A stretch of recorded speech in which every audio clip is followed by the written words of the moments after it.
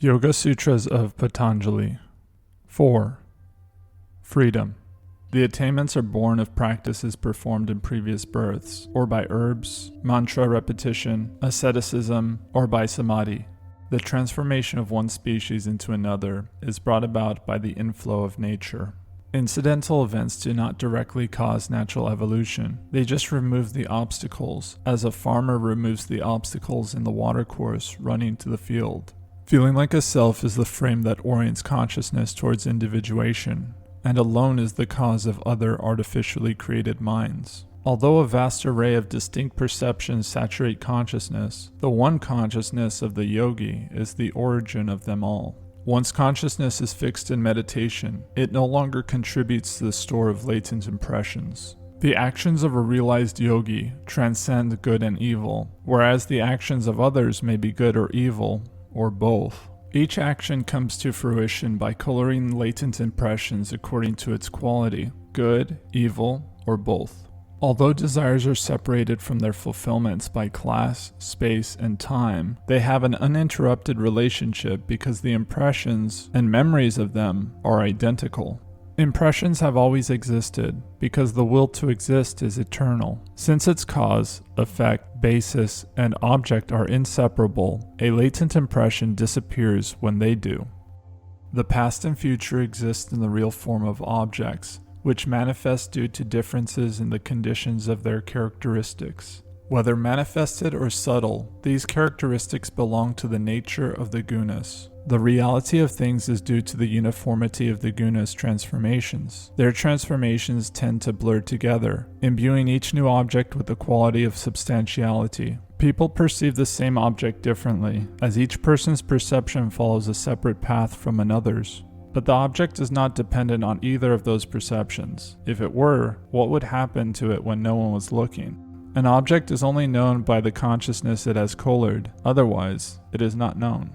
Due to its changelessness, changes in the patterns of consciousness are always known to pure awareness, their ultimate unchanging witness. Consciousness is seen not by its own light, but by awareness. Furthermore, consciousness and its object cannot be perceived at once, which proves it is not self-luminous. If consciousness were perceived by itself instead of awareness, the chain of such perceptions would regress infinitely, imploding memory. Once it is stilled, though, consciousness mirrors unchanging, pure awareness, and can reflect itself being perceived. It is then that consciousness becomes conscious of the self. Then, consciousness can be colored by both pure awareness and the phenomenal world, thereby fulfilling its purpose. Even when colored by countless latent impressions or desires, consciousness exists for the sake of pure awareness, because it can act only in association with it. As soon as one can distinguish between consciousness and awareness, the ongoing thoughts of mind as oneself and the construction of a self cease forever.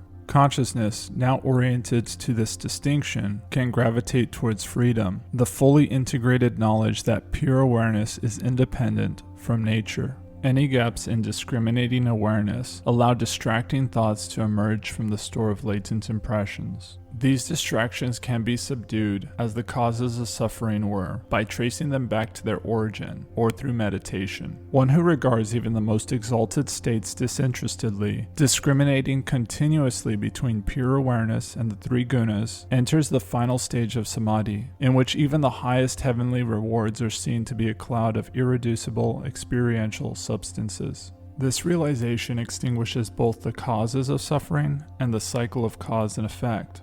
Then, all the coverings and impurities of the truth are totally removed. Because of the infinity of this knowledge, what remains to be known is almost nothing. Then the seamless flow of reality, its transformations colored by the three gunas, begins to break down, fulfilling the true purpose of consciousness. One can see that the flow is actually a series of discrete events, each corresponding to the merest instant of time, in which one form becomes another. Freedom is at hand when the gunas are recognized as irrelevant to pure awareness. Or, to put it another way, pure awareness stands alone, grounded in its very nature.